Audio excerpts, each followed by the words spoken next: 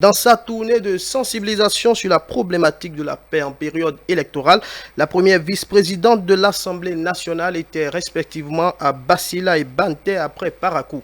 À chaque étape, le message a porté sur le caractère sacré et inviolable de chaque vie. Reportage. La préservation de la paix est l'affaire de chacun et de tous. Fort convaincue de cela, Madame Mariam Talatazime en fait son cheval de bataille. Troisième étape de sa tournée, Bassila. Premier point de chute, le palais royal pour recevoir la bénédiction du roi avant la rencontre de masse.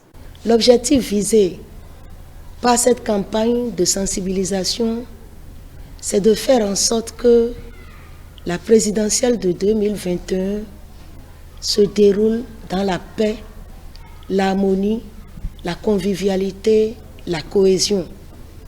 Rien ne vaut la paix quand elle est perdue. Au regard des signes avant-coureurs qui alertent sur la menace de la paix, il faut donc une thérapie de choc.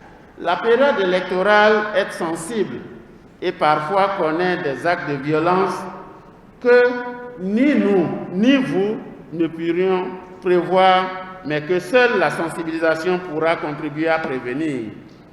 La commune de Bassila, longtemps connue pour sa culture de la paix et la tolérance, est devenue depuis peu une zone instable. J'en veux pour preuve des actes de violence électorale enregistrés en avril 2019 au cours des élections législatives. Certaines personnes se préparent pour que, au cours de la présidentielle, nos enfants, ces êtres qui nous sont chers, soient exposés une fois encore.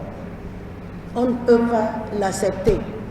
Et c'est pour cette raison que, en tant qu'ambassadrice de la paix, je me suis dit qu'il faut entreprendre une tournée de sensibilisation de tous les acteurs qui sont dans cette salle. Après Bassila, la délégation de la première vice-présidente de l'Assemblée nationale est accueillie à Banté dans une ambiance des grands jours avec à la clé des messages capables d'inhiber toute idée de trouble ou de violence en période électorale. Je refuse d'aller voter. Biaoué à côté de moi, lui, il veut aller voter.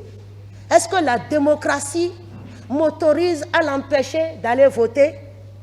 Parce que je suis allé là avant lui et que j'ai cassé les urnes, ce n'est pas une pratique démocratique.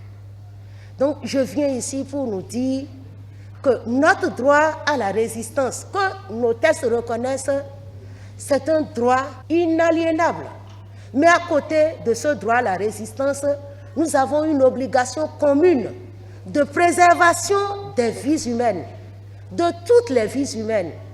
Nous ne devons donc pas nous en prendre à un tiers, parce que lui, il veut le contraire de ce que nous voulons. À Banté, la cité des pactes de terre, c'est un pacte de paix qui vient d'être établi pour le mieux vivre ensemble.